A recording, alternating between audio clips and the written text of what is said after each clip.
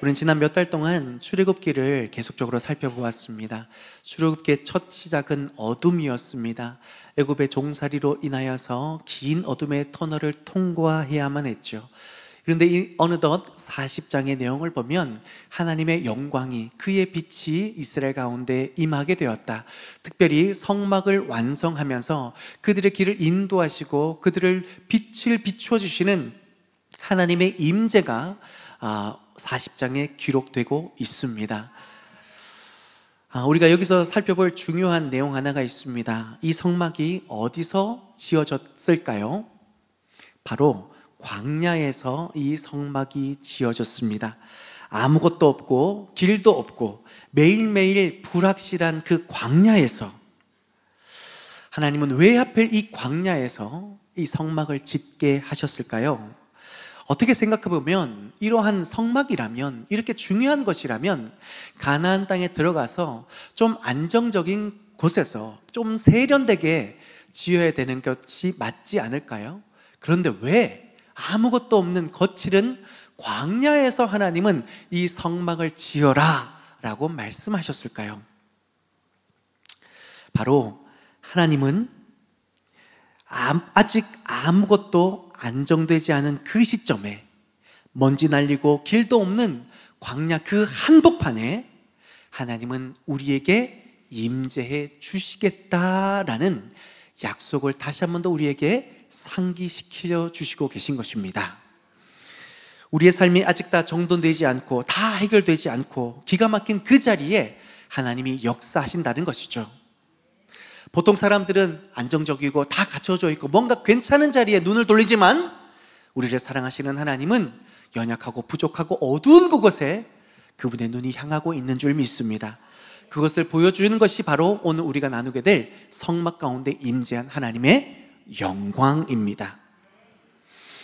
또한 하나님은 그 성막 가운데 구름을 보여주세요. 구름이 떠오르면 가고, 구름이 머무르면 그곳에 머무르고, 구름이 성막 가운데 머물러 있으면 안전히 그 자리에서 쉬게 하시는 하나님의 놀라운 역사가 구름 가운데 드러납니다.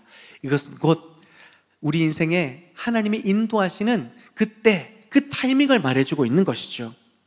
내가 너를 인도하고 있다, 내가 너를 붙들어 주고 있다 라고 하나님께서 구름을 통해 말씀하시는데요, 오늘을 살아가는 우리에게 바로 이것이 복음입니다. 하나님은 지금도 광야와 같은 우리의 인생의 한복판에서 임하시고 함께 하시고 인도하시는 줄 믿습니다. 그러니 여러분, 우리의 인생이 지금 광야 같다 할지라도 괜찮습니다. 왜요? 주님이 우리와 함께 하시기 때문입니다. 혹시나 답답해하고 불안해하고 기가 막힌 오늘을 살아가고 계십니까? 그 주님이 바로 그 우리의 삶의 현장에 찾아와 주시는 줄 믿습니다. 오늘 말씀은 광야 한가운데서 완성되어진 그 성막, 그곳에 하나님의 임재와 영광이 머물더니 이스라엘의 삶이 달라지고 길이 달라지고 거침없이 약속의 땅을 향하여 나아갔던 그 모습 속에 오늘을 살아가는 우리에게 또 한 줄기 빛으로, 은혜의 빛으로 주님이 여전히 함께 하신다라는 그 은혜가 말씀 속에서 발견되어질 수 있습니다. 오늘 말씀 속에 함께 은혜 받고 광야와 같은 인생이라 할지라도 다시 한 번 더 힘을 낼 수 있는 은혜의 시간이 될 수 있기를 바랍니다. 첫째로 우리가 기억할 것은 하나님은 말씀대로 순종하는 자리에 임하십니다. 하나님은 어떤 자리에 임하신다고요? 네, 말씀대로 순종하는 자리에 살아계신 우리 주님이 영광 가운데 임재하시는 줄 믿습니다. 여러분, 성막이 완성되는 그 모습 속에 하나님의 영광이 임하고 구름이 꽉 임하는 모습 한번 상상해 보십시오. 얼마나 장엄하고 놀랍습니까? 그런데 그 장엄한 광경이 어디에 임했다고요? 말씀에 순종하는 자리에 하나님이 영광으로 임하셨다라는 것입니다.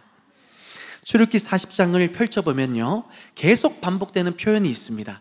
여호와께서 모세에게 명령하신 대로 다 행하였더라. 아멘. 8번이나 나옵니다. 그 말씀 하나하나를 가지고 작은 고리 하나에도, 줄 하나에도, 천 조각 하나에도 그 말씀하신 그대로 순종하며 행하였더니 하나님의 영광이 임재하였던 것입니다. 어떤 형식이나 어떤 건물이 아니라 예 주님, 말씀 앞에 예 주님 그대로 하겠습니다. 그렇게 반응한 자리에 하나님의 영광이 임하게 된 것이죠. 성경을 보면요, 하나님의 임재는 언제나 순종하는 사람 곁에 머물러 있었습니다. 여러분, 아담과 하와를 한번 살펴볼까요? 아담과 하와가 에덴 동산에서 하나님과 늘 동행하며 그의 음성을 듣고 있다가 왜 쫓겨났습니까?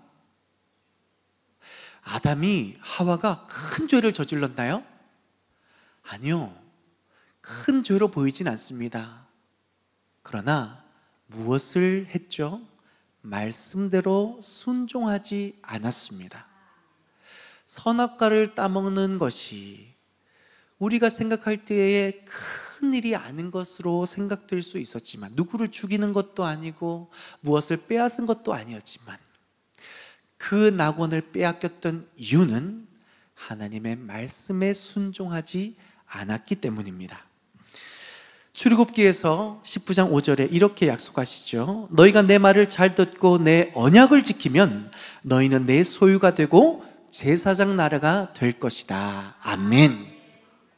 이스라엘은요, 수가 많은 민족도 아니었고 그 세상을 제패할 만한 어떤 차진이나 능력을 가진 민족이 전혀 아니었습니다.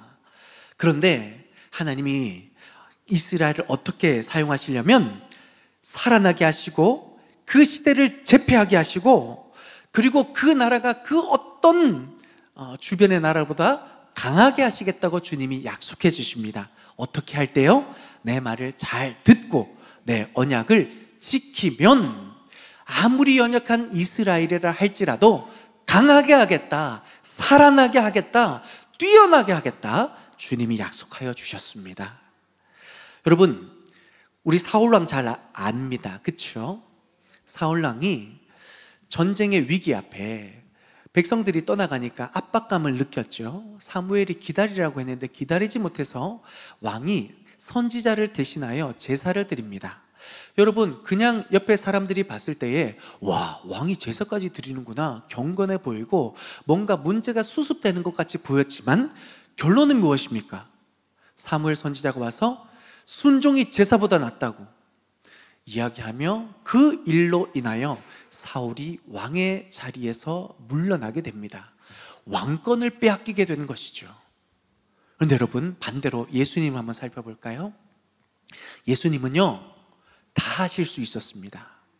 제사 드리실 수 있고요, 그분이 하고자 원하시면 다 하실 수 있는데, 궁극적으로 예수님은 십자가에 못 박힐 때 그 앞에서 조롱하는 로마 병정 앞에서 내려오실 수 있었습니다. 그런데 내려오시지 않았습니다.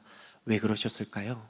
아버지의 뜻을 끝까지 순종하기 원했기 때문입니다. 그 예수님의 온전한 끝까지 순종하는 그 순종을 통하여 복음이 완성되었고, 그 복음으로 인하여 우리가 오늘을 살아갈 수 있는 소망을 얻게 된 줄 믿습니다. 순종이 이렇게 중요합니다.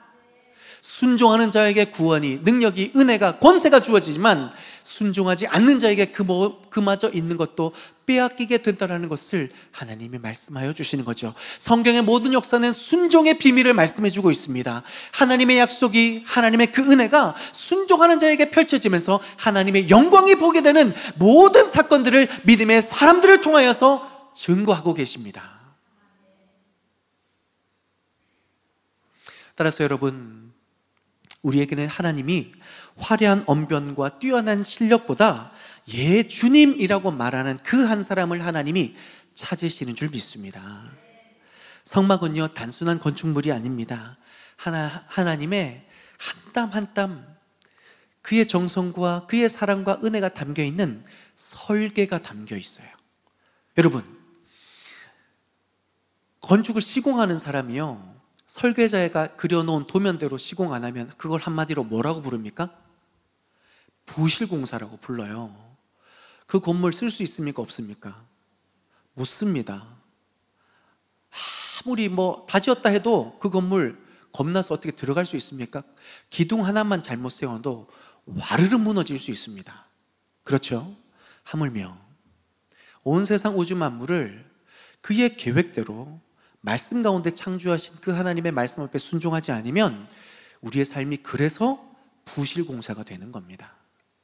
하나님이 우리 인간을 지으셨을 때에 이 세상 온 우주 만물을 보았을 때 하나님 좋았더라 하셨지만 사람을 지으셨을 때는 심히 좋았더라고 감탄하셨어요. 아멘이십니까? 심히 좋았다라고 하나님이 감탄하셨다고요. 우리의 인생은 하나님이 감탄하는 인생인 줄 믿습니다. 우리의 존재 그 자체가 더할 나위 없이 아름답고 존귀한 자들인 줄 믿습니다. 그런데 우리가 왜 그 인생 가운데 우리도 감탄하며 살아갈 수 있어야 될 텐데 왜 그게 안 될까요? 하나님의 말씀을 따라 살아가지 못하기 때문입니다. 사랑하는 성도 여러분, 지금 우리가 이 자리에 예배하면서 우리 마음 가운데 성령님이 혹시 말씀하시는 것을 듣고 계십니까? 혹시 들리십니까? 아들아, 그거 하나만 좀 내려놓았으면 좋겠다. 사랑하는 딸아, 네가 이것만큼은 좀 회복했으면 좋겠다. 어쩌면 이전부터 계속 들어오셨을 것이고 어쩌면 이전부터 계속 마음이 뜨끔뜨끔한 어떤 한 지점이 있다면 주님이 지금 그것에 순종하기를 원하시고 기대하고 계시는 것입니다. 그 한 가지가 너무 어려워서 내 힘으로는 도저히 안 될 것 같아서 자꾸만 피했던 그것 때문에 우리가 감탄이 아니라 한숨을 지으며 오늘을 살아가는 것은 아닐까 돌이켜볼 수 있어야 되겠습니다. 그런데 여러분 기억하십시오. 하나님은 완벽한 사람을 찾지 않으십니다. 말씀 앞에 반응하는 사람, 그럼에도 불구하고 예 주님 다시 한번 해보겠습니다 라고 믿음으로 반응하는 그 한 사람을 기다리시는 줄 믿습니다. 그리고 우리가 그 한 걸음만 내디뎌도 주님은 그 순종 위에 길을 내시는 주님이신 줄 믿습니다. 그 작은 순종 하나가 여러분의 가정에 하나님의 임재가 머무는 시작이 될 수 있음을 기억하십시오. 그 조용한 결단 하나가 무너졌던 관계를 회복시키는 통로가 될 수 있음을 기억하시길 바랍니다. 눈물의 기도 한 번이 여러분의 인생에 하나님의 영광이 머무는 놀라운 기적의 현장이 될 수 있음을 바라보실 수 있길 바랍니다. 그러니 여러분, 내 자존심보다 내 고집보다 하나님의 영광에 초점을 맞추시길 바랍니다. 그러니 주저하지 말고 순종할 수 있는 자들이 될 수 있길 바랍니다. 한 걸음만 내딛어 보십시오. 하나님은 그 작은 순종, 예 주님 그렇게 하겠습니다, 그 믿음의 고백 위에 하나님이 임재하시고 그의 영광을 나타내 주실 줄 믿습니다. 둘째, 하나님의 임재는 우리를 인도하시고 거룩한 백성으로 다시 세워주십니다. 하나님의 임재는 우리의 삶을 인도하시고 우리를 하나님의 백성답게 다시 세워주시는 거예요. 아멘이십니까? 성막이 완성되었을 때에 하나님은 친히 그 위에 임하셨습니다. 그리고 34절에 구름이 회막에 덮이고 여호와의 영광이 성막에 충만하매, 여러분 한번 상상해 보십시오. 기가 막히지 않겠습니까? 생각만 해도 전율이 나지 않겠습니까? 그런데 이 광경을 바라보면서 와! 할 것, 그것이 아니라 그 광경이부터 시작되는 것입니다. 우리의 삶의 방향이 바뀌어져서 새로운 삶으로 나아가는 겁니다. 어떻게 해요? 구름이 떴을 때에 가는 겁니다.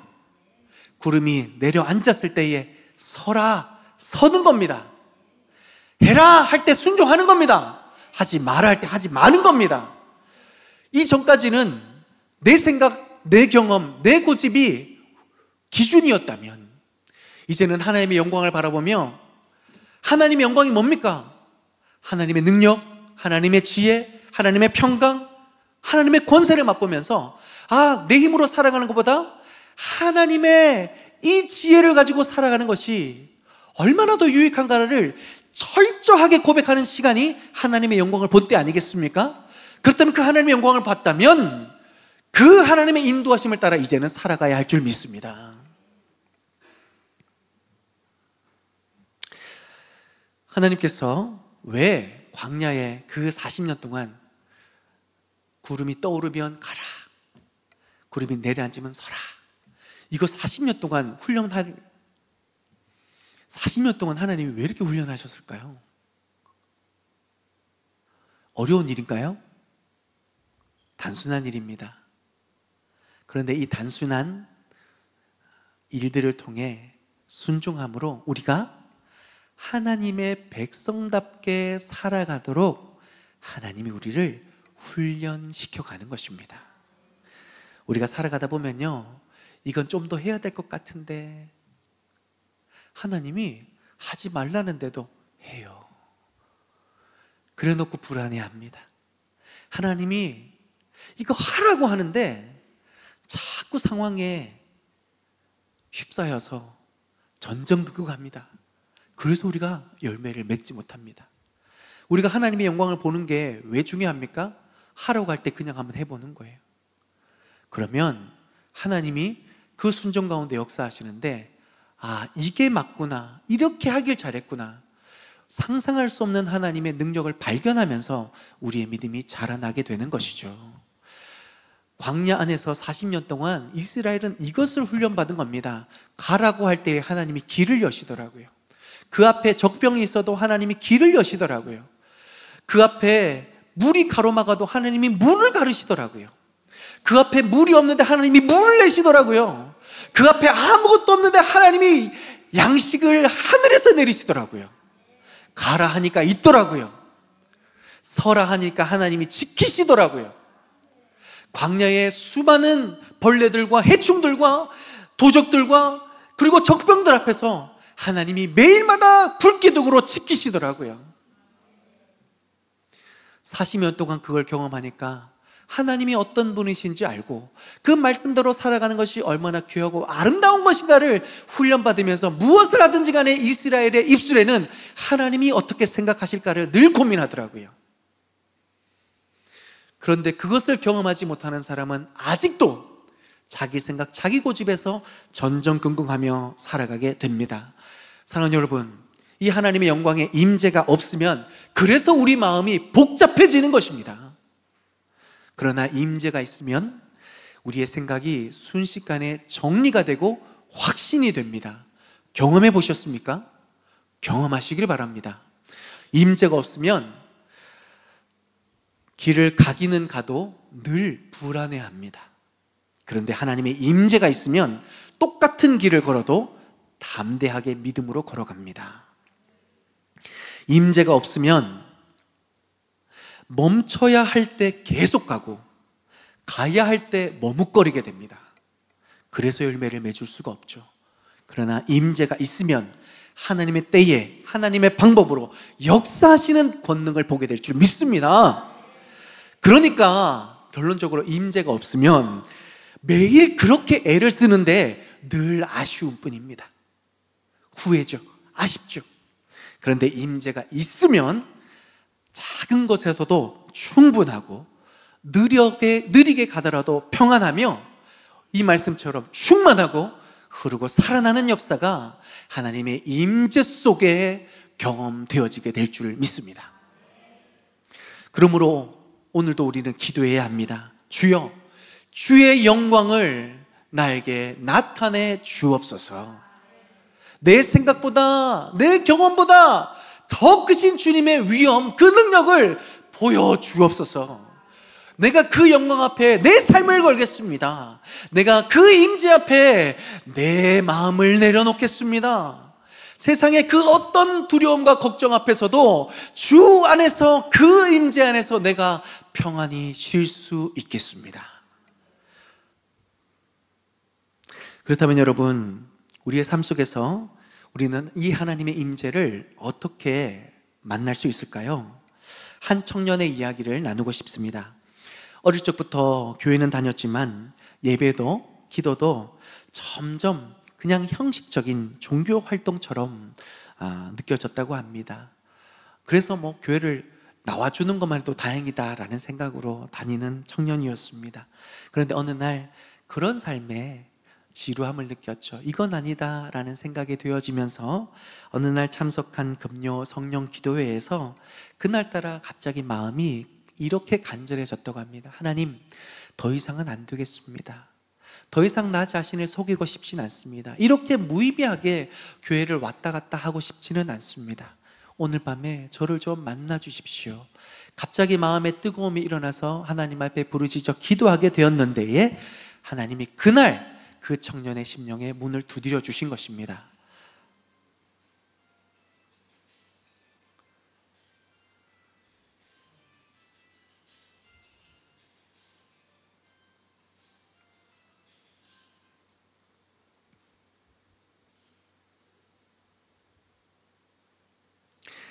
그 하나님의 만나 주시는 역사 속에 이 청년이 설명할 수 없는 눈물이 쏟아지고 그동안 숨겨왔던 죄와 상처가 터져 나왔고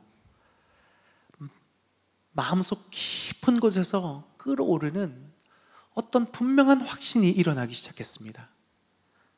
사랑하는 아들아, 내가 너와 함께 하고 있다. 그날 이후에 이 청년은요, 더 이상 그냥 교회를 왔다 갔다 하는 이전의 삶으로 살아갈 수가 없었습니다. 왜요? 하나님이 함께 하신다는 분명한 확신이 있었기 때문입니다. 그래서 교회를 오는 것도 기대와 소망을 가지고 나오고 예배를 드리는 모습도 달라지기 시작했습니다. 그 예배 가운데 또다시 내가 너와 함께 한다는 그 음성을 듣고 싶어서 얼마나 그 예배에 집중하며 준비된 마음으로 나아가는지 예배의 태도가 그렇게 바뀌어지게 되는 거죠. 하나님의 임재의 결과입니다. 그런데 교회 안에서만 끝나는 것이 아니죠. 교회 밖으로 월요일부터 살아가는 그 삶 가운데 하나님이 어떻게 말씀하실까, 그 말씀에 귀 기울이면서 그 하나님이 기뻐하시는 삶을 향하여 이제는 전전긍긍하는 삶이 아니라 확신을 가지고 믿음을 가지고 순종하며 나아갈 수 있게 되는 것입니다. 이 청년에게는 구름 하나가 생긴 거죠. 구름이 떠오를 때 가고 구름이 머무를 때 그 자리에 멈추어 서는 것, 이것이 이후의 삶의 그 청년의 삶의 지표가 된 것입니다. 사랑하는 성도 여러분, 우리에게도 이러한 하나님의 임재가 우리의 삶의 어떤 기준을 바꾸고 체계를 바꾸고 선택을 바꿀 수 있는 힘이 될 수 있기를 소망합니다. 그래서 오늘 이 예배가 너무 중요한 겁니다. 이 예배를 통하여서 하나님의 음성을 들으실 수 있길 바랍니다. 내가 너와 함께한다. 내가 너를 사랑한다. 이 음성을 우리가 듣게 될 때에 우리의 마음이 달라지고 우리의 생각이 변하게 돼서 새롭게 시작되는 우리의 삶의 기준이 달라지게 되는 것이죠. 그렇다면 교회에서 역사하시는 하나님이 교회 밖에서는 역사 안 하실까요? 교회 밖에서도 동일한 구름 기둥, 불 기둥으로 우리를 인도하셔서 마침내 약속하신 그 은혜의 충만함으로 우리의 삶을 아름답게 인도해 가실 줄 믿습니다. 여러분 스스로에게 좀 질문해 봤으면 좋겠습니다. 여러분은 이 하나님의 임재를 정말로 바라고 기대하며 이 예배에 참여하고 계십니까? 정말로 하나님의 음성을 듣기 위해 귀 기울이고 계십니까? 정말로 그 하나님의 말씀 앞에 순종할 준비가 되어 계십니까? 그렇다면 그 마음속에 하나님은 분명히 그의 영광을 나타내 주실 줄 믿습니다. 여러분, 하나님의 임재는 선택사항이 아닙니다. 우리를 살아가게 만드는 힘입니다. 여러분, 하나님의 영광을 볼 수 있고 경험하실 수 있기를 바랍니다. 근심과 걱정을, 어둠을 떠나보내는 하나님의 그 생명의 빛이, 강력한 그 능력의 빛이 우리의 심령 가운데 임하게 될 때에 우리의 생각과 우리의 말과 우리의 행동과 우리의 선택이 달라지는 그 하나님의 영광을 반드시 경험하시는 저와 여러분 될 수 있기를 바랍니다. 말씀의 결론을 맺습니다. 사랑하는 성도 여러분, 광야 한복판에 먼지와 돌무디가 난무하는 그곳에 하나님이 성막을 세우시고 그곳에 임재하셨습니다. 이것이 무슨 뜻이라고요? 기가 막힌 우리의 인생에, 아무것도 없는 것 같은 우리 인생에, 아무도 돌보지 않는 것 같은 그 인생에 하나님은 바로 그곳에 우리와 함께 하신다라는 약속이죠. 사랑하는 성도 여러분, 하나님이 광야와 같은 우리 인생에 지금도 함께 하시는 줄 믿습니다. 그 하나님의 영광을 경험하고 바라보고 싶으시다면 우리 마음속에 잠잠히 문을 두드리시며 아들아, 이것만큼은 회복했으면 좋겠다. 딸아, 이건 좀 내려놓았으면 좋겠다. 말씀하시는 그 주님의 음성에 순종하며 나아가 있을 수 있기를 바랍니다. 무엇보다도 이런 분들도 계실 거예요. 목사님, 저는 아무것도 안 들리던데요. 말씀을 펴라는 겁니다. 말씀을 펴서 그 말씀이 우리에게 무언가를 깨닫게 하고 이런 게 있구나 라고 깨달아진다면 그 말씀에 우리가 순종할 때의 영광을 보게 될 줄 믿습니다. 행여나 저 목사님 말씀이 너무 어려워요. 오늘 제가 전달해 드리는 이 말씀 속에 무언가를 깨달아서 믿음으로 순종한다면 하나님의 영광이 반드시 우리의 심령에 임하게 될 줄 믿습니다. 근데 여러분 기억하세요. 하나님의 임재는요 어떤 공간 안에 머무르지 않습니다. 성막은요 무너졌습니다. 성전도요, 솔로몬 성전도, 스룹바벨 성전도, 헤롯 성전도 다 무너졌습니다. 그런데 무너지지 않는 영원한 것이 있습니다. 하나님의 임재입니다. 고린도전서 3장 16절 함께 읽어보겠습니다. 시작. 너희가 하나님의 성전인 것과 하나님의 성령이 너희 안에 거하는 것을 알지 못하느냐. 아멘. 여러분, 제가 이 말씀 끝으로 왜 드리냐면 교회 안에만 영광이 있는 게 아니라는 거예요. 한 주간에 여러분 한 사람 한 사람이 성전이 되어서 하나님의 말씀 앞에 믿음으로 아멘 하면 그곳에 하나님이 임재하신다라는 거예요. 기대되시죠? 하나님 정말로 역사하실 그 하루하루의 순간들을 바라보면서 내가 성전이니 하나님이 역사하실 그 마음에 믿음을 잘 준비하여 이번 한 주 믿음으로 승리하고 열매 맺어갈 수 있는 저와 여러분 될 수 있기를 주님의 이름으로 축복합니다.